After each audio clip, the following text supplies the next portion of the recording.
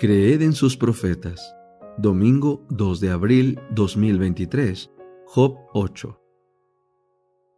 Primera intervención de Bildad. Entonces intervino Bildad el sujita y dijo: ¿Hasta cuándo hablarás tales cosas, y las palabras de tu boca serán viento impetuoso? ¿Acaso pervertirá Dios el derecho? ¿El Todopoderoso pervertirá la justicia? Si tus hijos pecaron contra Él los entregó en mano de su transgresión. Si con diligencia buscaras a Dios e imploraras la gracia del Todopoderoso, si fueras limpio y recto, ciertamente ahora Él velaría por ti y te restauraría la morada que en justicia mereces. Aunque tu comienzo haya sido insignificante, tu porvenir se engrandecerá en gran manera. Pues indaga por favor en las generaciones del pasado. Investiga lo que sus padres han descubierto.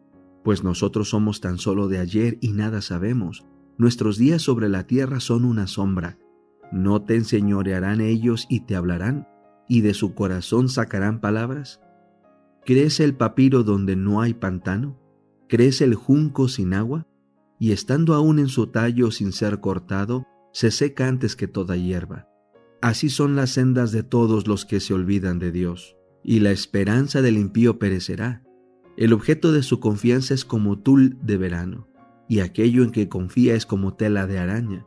Si se apoya sobre su tela, no le sostendrá. Si se agarra de ella, no le resistirá.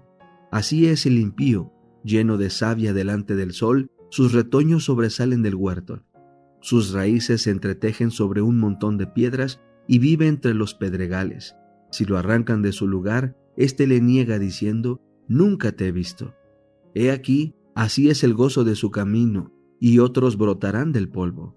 He aquí Dios no rechaza al íntegro, ni sostiene la mano de los malhechores. Aún llenará tu boca de risa, y tus labios con grito de júbilo. Los que te aborrecen se vestirán de vergüenza, y la morada de los impíos desaparecerá. El conflicto de los siglos. Capítulo 5. El lucero de la Reforma. Antes de la Reforma hubo tiempos en que no existían sino muy pocos ejemplares de la Biblia, pero Dios no había permitido que su palabra fuese destruida completamente. Sus verdades no habían de quedar ocultas para siempre.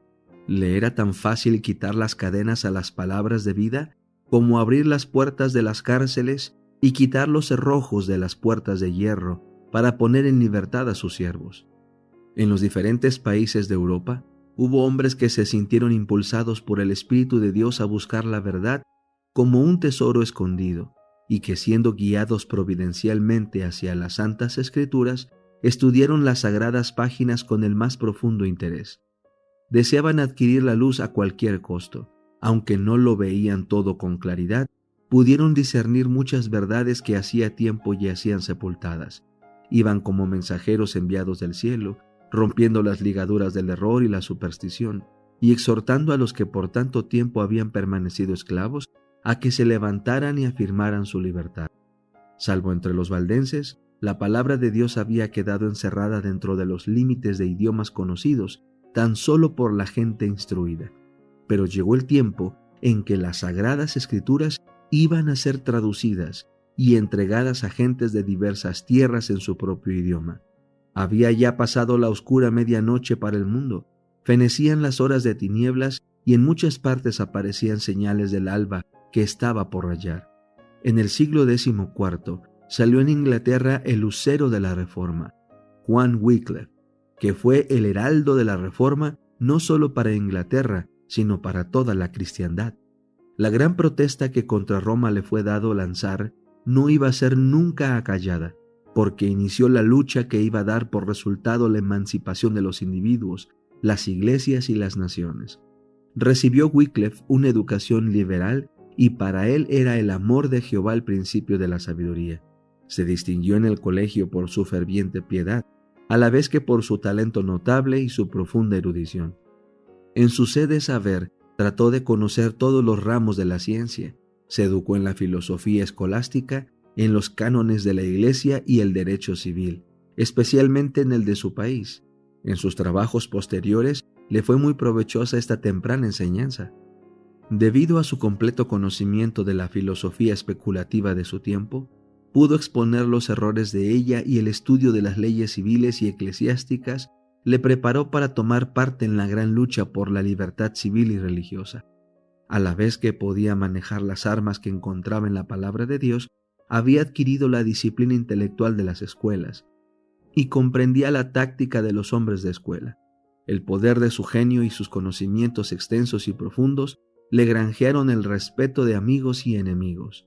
Sus partidarios veían con orgullo que su campeón sobresalía entre los intelectos más notables de la nación, y sus enemigos se veían imposibilitados para arrojar desdén sobre la causa de la reforma por una exposición de la ignorancia o debilidad de su defensor. Estando Wycliffe todavía en el colegio, se dedicó al estudio de las Santas Escrituras. En aquellos remotos tiempos, cuando la Biblia existía solo en los idiomas primitivos, los eruditos eran los únicos que podían allegarse a la fuente de la verdad, pues a las clases incultas les estaba vedada. Ese estudio preparó el camino para el trabajo futuro de Wycliffe como reformador. Algunos hombres ilustrados habían estudiado la palabra de Dios y en ella habían encontrado revelada la gran verdad de la gracia concedida gratuitamente por Dios, y por sus enseñanzas habían difundido esta verdad e inducido a otros a aceptar los oráculos divinos. Cuando la atención de Wycliffe fue dirigida a las Sagradas Escrituras, se consagró a escudriñarlas con el mismo empeño que había desplegado para adueñarse por completo de la instrucción que se impartía en los colegios. Hasta entonces, había experimentado una necesidad que ni sus estudios escolares ni las enseñanzas de la Iglesia habían podido satisfacer. Encontró en la palabra de Dios lo que antes había buscado en vano. En ella halló revelado el plan de la salvación y vio a Cristo representado como el único abogado para el hombre. Se entregó al servicio de Cristo y resolvió proclamar las verdades que había descubierto. Como los reformadores que se levantaron tras él, Wycliffe en el comienzo de su obra no pudo prever hasta dónde ella le conduciría. No se levantó deliberadamente en oposición contra Roma, pero su devoción a la verdad no podía menos que ponerle en conflicto con la mentira. Conforme iba discerniendo con mayor claridad los errores del pasado, presentaba con creciente ardor las enseñanzas de la Biblia. Veía que Roma había abandonado la palabra de Dios, cambiándola por las tradiciones humanas. Acusaba desembosadamente al clero de haber desterrado las Santas Escrituras y exigía que la Biblia fuese restituida al pueblo y que se estableciera de nuevo su autoridad dentro de la Iglesia. Era maestro entendido y abnegado y predicador elocuente, y cuya vida cotidiana era una demostración de las verdades que predicaba. Su conocimiento de las Sagradas Escrituras, la fuerza de sus argumentos, la pureza de su vida y su integridad y valor inquebrantables le atrajeron la estimación y la confianza de todos. Muchos de entre el pueblo estaban descontentos con su antiguo credo al ver las iniquidades que prevalecían en la Iglesia de Roma, y con inmenso regocijo recibieron las verdades expuestas por Wycliffe.